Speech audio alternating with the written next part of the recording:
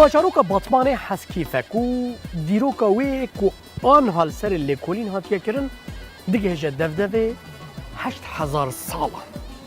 حسکیف باجاروکا کی باتمانه کو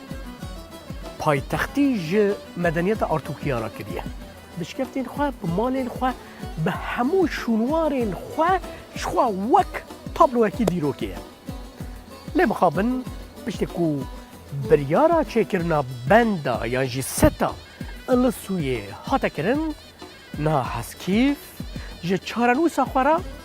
هاتیه تر کرن و هدی بند یعنی هدی ست بنداف آوید گره و اف جیه کن ها از لی سکنی مجی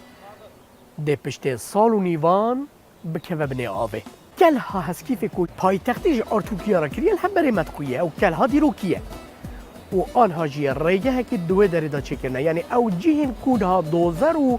ماکینه این کار لوه داره سکنینه ده آف حتاوه داره بلند ببه و اف ستونین پرا دیروکی جی ده آوه اکی بکوه بنوه آوه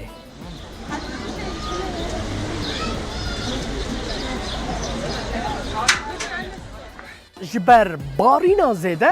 ایسال جمو کانی و روحبارین باکور تجربونه دکزی باکوری کردستان هنکو دیجله و فراده دیجله جی فراد جی او جمو کانین کود شده سروان وانا تجکریه و آف بری خود ده باشور جمع دیجله کودنا حسکیف ادا جی درباز دبه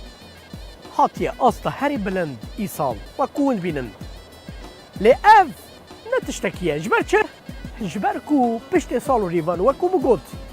پشت کو ستا بنداوا السوی چه بو شخواه ده اف در همو بکوه بنه آوه بنهرن مثلا اف پراکون ها یعنی یه وان سال داوی کو هاتیه چه کرن ده اف پرجی بسرن سر بکوه بنه آوه جنه ها ده آف هدی رابیه و کن بینن دارن تویان تختن کو لبر حسکی فیجی